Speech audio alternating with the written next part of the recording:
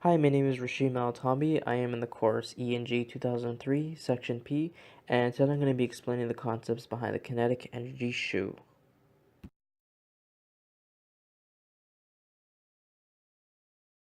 Now, you may be asking yourself, why was it made? Imagine this example. Let's say that you had an important document due and you needed your device to submit it, but you noticed that your phone was dying and you needed an outlet, but you didn't have one. Luckily, you have the kinetic energy shoe in order to charge your device. Here's another example. Let's say that you wanted to go for a run, but noticed your phone was dying and therefore had to wait.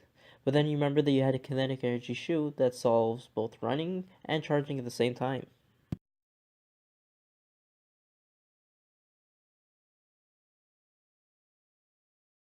Another question you may be asking yourself is, who's the intended audience?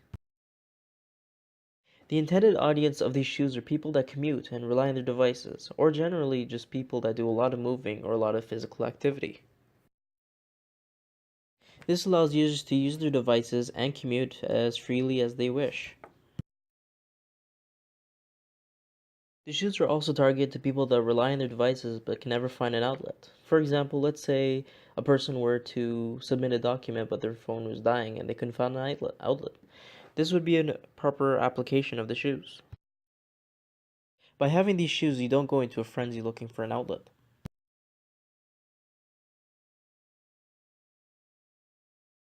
The main question you may be asking yourself now is, how does it work?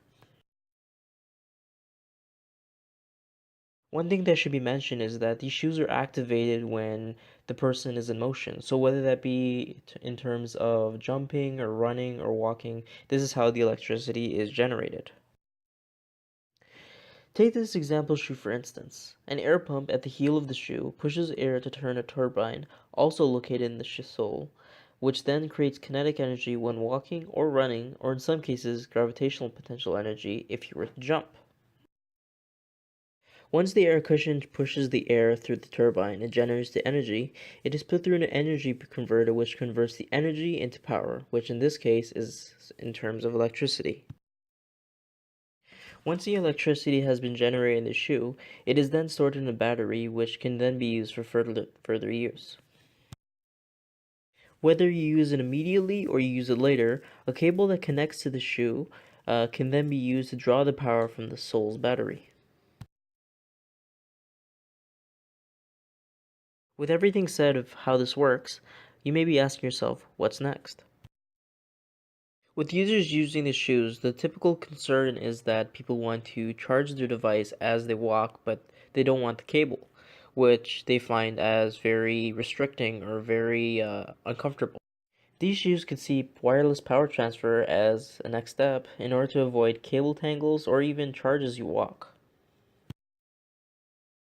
We found that users would want to charge all their devices instead of one, or even charge their friends' devices.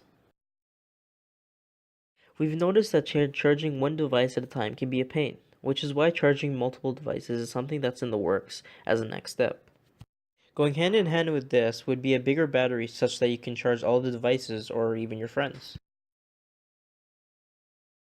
Another concern that was brought up in terms of the shoe was that the components in the sole would be broken, therefore the purpose of the shoe would be lost. Another viable step for the future would be reflective material for solar energy purposes on the shoe instead of relying on kinetic energy.